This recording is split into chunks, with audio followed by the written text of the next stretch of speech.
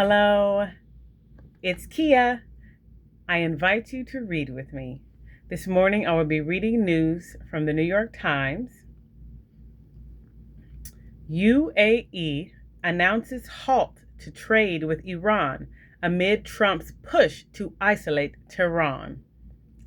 The Emeritas has long been a major trading hub for Iran, and analysts say it has been key to Iranian efforts to evade international sanctions, which Emirate officials deny.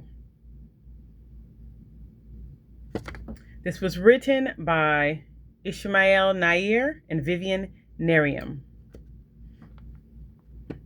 The United Arab Emirates said it is halting all trade and financial transactions with Iran, adding further economic pressure on the Islamic Republic as the Trump administration pushes to isolate it.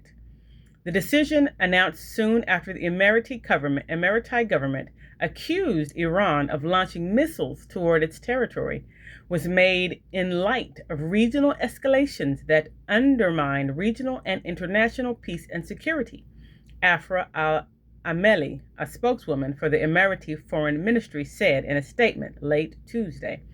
She added that the Emeritas was firmly committed to safeguarding the integrity of the international financial system. The Emeritas, located just 50 miles from Iran across the Persian Gulf, has nurtured close economic and cultural ties with the Islamic Republic for decades, despite political tensions between the two countries.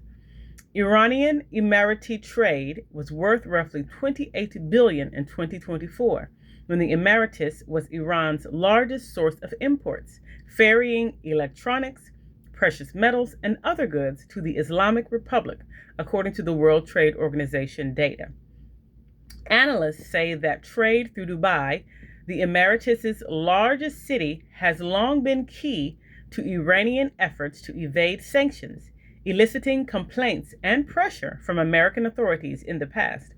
Emirate officials said that they crack down on any sanctions violations when they find them. The Trump administration has been key to increase economic pressure.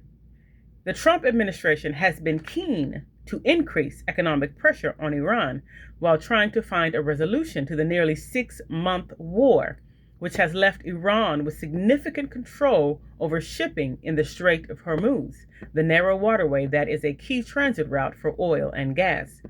Last week, Scott Bessent, the U.S. Treasury Secretary, threatened to apply measures like have never been seen in the history of the economic isolation of a country.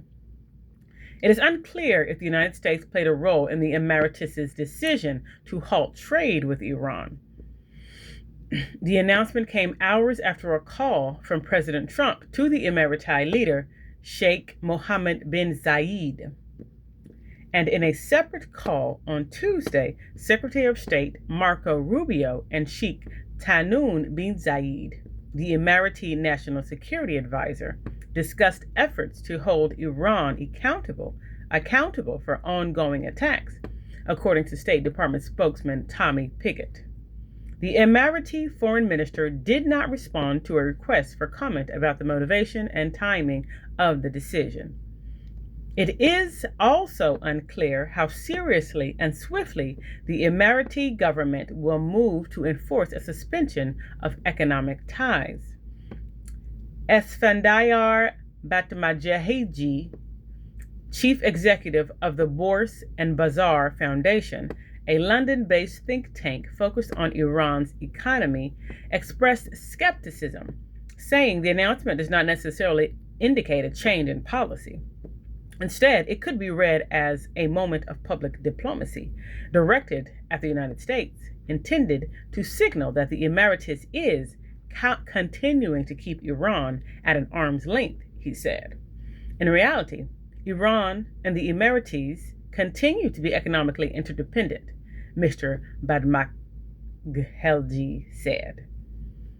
In Dubai's spice market, which sits beside a bustling creek where wooden boats have ferried shipments to and from Iran for decades, traders said in an interview that the war had already disrupted the once steady flow of Iranian goods into Dubai. Mohammed, who spoke on the condition that his full name be withheld to protect him from retaliation by the government, said he has been in the business for more than 25 years. He is still able to bring in saffron and dried fruits, he said, which he re-exports to countries including China, India, and Saudi Arabia, but at a higher cost and with greater difficulty. And since the war broke out, he added, shipments are often subjected to additional scrutiny at customs. Another Dubai trader, a dairy and sweets importer, also called Mohammed, said that the war has taken away a heavy toll on his business, forcing him to cut his workforce from more than 100 employees before the war to around 35 today. With the pause in fighting in recent months, he had started to regain confidence. He said, but if the new announcement is enforced, his company will collapse completely. He also spoke on the condition of partial anonymity. The Emirate government statement did not make it clear when the decision to halt trade was made or specify what prompted it.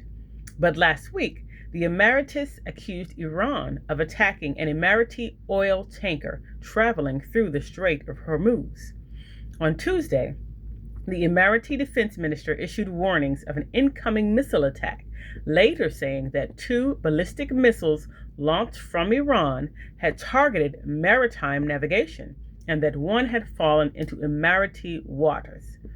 Iran denied carrying out those attacks and has never denied nor claimed responsibility for the recent tanker strikes. Before the United States and Israel attacked Iran in February, setting off a regional conflagration, Emirate officials had been pursuing a strategy of diplomacy and economic engagement with Iran, their much larger neighbor, hoping that would insulate the Emeritus from any conflict.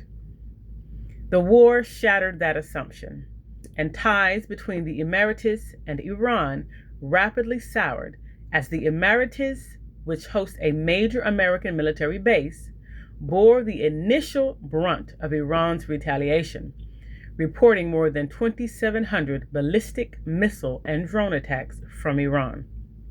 In March, the Emirate government ordered the closure of a historic Iranian hospital in Dubai, as well as a cultural club and several schools, all of which officials said were connected to Iran's government.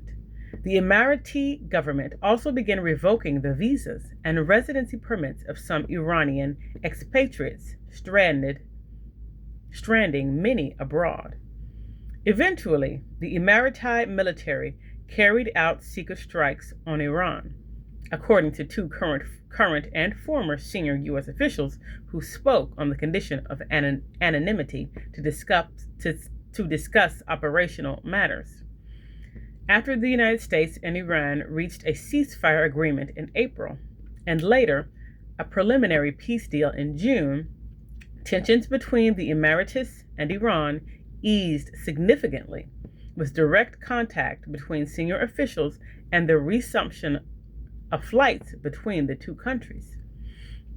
As the truce has frayed in the months since, Iran largely focused its attacks on nearby Bahrain and Kuwait, sparing the Emeritus. Still, Emirate officials have doubled down on their ties with Israel and the United States, viewing those relationships as essential to the Emeritus' security